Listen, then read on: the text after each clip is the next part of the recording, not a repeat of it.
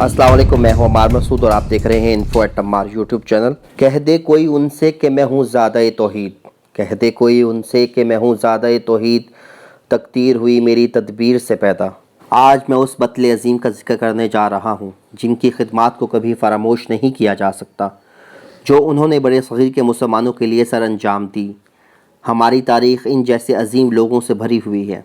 उनकी ज़िंदगियाँ हमारे लिए मशले राह हैं।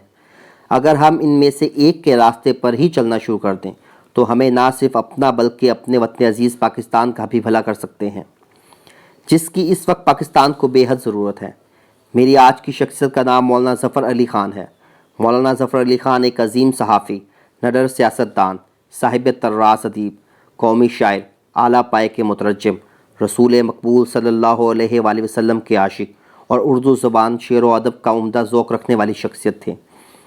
एमए कॉलेज अलीगढ़ के मौलाना शिबली और प्रोफेसर आर्नर जैसे उस्ताद ने उन्हें कादरुल कलाम न कादुल सुखन बनाया। मौलाना एक बर्क जवान थे। दाग ने उनके कलाम को सराहा। मौलाना मोहम्मद अली जौहर ने उनके ज़ोर कलम और सहाफ़त में आला रुतबे को तस्लीम किया। मौलाना हाली ने फरमाया कि इनका कलम जादुए रकम नहीं, इजाज़े कलम भी है। रईस अहमद जाफ़री ने आपकी हैरत अंगेज़ इस्तकामत और इस्तक़लाल की ज़बरदस्त तारीफ़ की।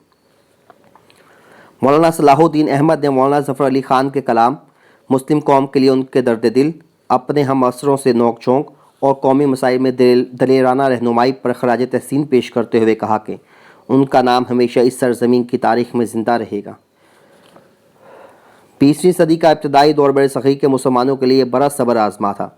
बड़े सग़ीर के अंदर और आलमी सतह पर मुसलमान बेशुमार मसाइल का शिकार थे, जैसे कि अब हैं। ऐसे दौर में मौलाना मोहम्मद अली जौहर और मौलाना ज़फ़र अली ख़ान ने अपने अपने अंदाज में उनकी क़ियादत की। फ़िरंगियों के लिए ये दोनों नंगी तलवारें थीं।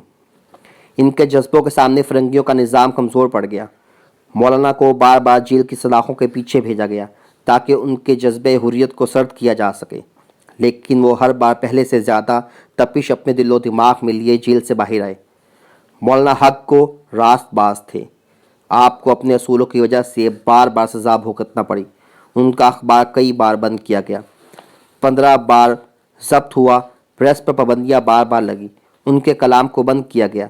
मजमूई तौर पर 12 साल तक कैदोबंद की सोहबतें बर्दाश्त करते रहे। उनके पाए इस्तकामत में कतन लग़ज़िश न आई।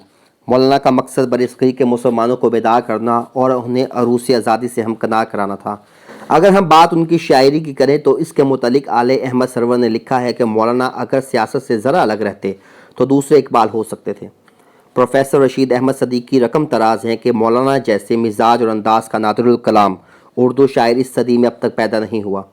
हकीम अहमद शुजा तहरीर करते हैं कि उनके कलाम में आमद ही थी, अवुर्द नहीं थी। वो फिल बदी शेर कहते थे। उन्होंने संगलाह काफ़िए में ऐसे शेर कह दिए हैं कि ऐसा साहिब कमाल और कोई शायर नज़र नहीं आया। शायरी में उनकी ज़हानत वदीयत इलाही थी। मौलाना ने जंग अज़ीम अव्वल के दौरान कौमी मिजाज की नज़में लिखकर अंग्रेज़ों के ख़िलाफ़ महाज खोला। इंकलाब, मार्शाअल्लाह, फ़ानूस हिंद का शोला, फ़रियाद जर्स और हिंदुस्तान जैसी मशहूर और तेज़ लहजे की नज़में लिखकर बरतानवी ईवानों को हिला कर रख दिया। मौलाना की शायरी, सहाफ़त और सियासत एक दूसरे से वाबस्ता रही। सारी ज़िंदगी वो अपने कलम को नज़र व नशर के अंदाज में बड़े सग़ीर की सियासी सरगर्मियों के हवाले से इस्तेमाल करते रहे। बुनियादी तौर पर वो सहाफ़ी थे, लेकिन सियासत से उनका ताल्लुक़ हमेशा रहा। 20वीं सदी के आगाज़ से पहले आप अमली सियासत से दूर रहे, लेकिन तक़सीम बंगाल और उसके बाद के हालात ने आपको मैदान सियासत में आने पर मजबूर कर दिया। जब 1906 में मुस्लिम लीग का क़याम अमल में लाया गया तो आप उस वक्त वहाँ मौजूद थे। जुदागाना इंतखाबात के लिए मुस्लिम लीग ने मुहिम चलाई तो आप पेश रहे। तहरीक खिलाफत के दौरान आपकी कारकर्दगी बहुत नुमायाँ थी। गांधी की सियासत से मुतासिर हुए, लेकिन बाद अज़ा मौलाना मोहम्मद अली जौहर की तरह नेशनलिज़म की सोच तर्क करके मुस्लिम मिलत के लिए सरगर्म अमल हो गए। पाकिस्तान की तख्लीक तक कायदे आज़म का भरपूर साथ दिया और अपने ज़ोर कलम को तहरीक पाकिस्तान की कामयाबी के लिए सर्फ कर दिया। इल्लामा इकबाल ने आपके सियासी किरदार को अपने अल्फाज में यूँ समोया कि मुस्तफ़ा कमाल की तलवार ने तुर्कों को जगाने के लिए जो काम किया, ज़फ़र अली ख़ान के कलम ने वही किरदार हिंदुस्तान के मुसलमानों को बेदार करने के लिए अदा किया। अंग्रेज़ हुकूमत मौलाना से सख्त नाला थी। आपके मुतल्लिक गवर्नर माइकल अडवायर ने लिखा कि ज़फ़र अली ख़ान माँ के वतन से बगावत का कलम लेकर निकले हैं। حکومت اپنے کسی بھی مشن کو کامیاب بنانا چاہتی ہے تو اس کے آغاز سے پہلے مولانا ظفر علی خان کو گرفتار کر لیا جائے۔ انگریز حکومت نے آپ پر کئی مقدمات بنائے۔ اگر بات کی جائے ان کی صحافت کی تو وہ مولانا کا اہم شعبہ تھا۔ بڑے صغیر کی صحافت میں آپ نے ایک نئے دور کا آغاز کیا۔ آپ کا اخبار زمیندار ایک وقت میں پورے بڑے صغیر میں سب سے زیادہ فروخت ہونے والا اخبار بن گیا۔ مولانا محمد علی جوہر کے ہمدرد مولانا آزاد کے الہلال کے ساتھ مل کر آپ نے صحافت کی نئی تاریخ مرتب کی۔ بے داغ اور بے باک صحافت میں آپ کا نام بہت بلند و بالا مقام پا گیا۔ زمیندار آغاز میں 7 روزہ تھا، جیسے آپ کے والد مولوی سراج الدین احمد نے لاہور سے شائع کیا۔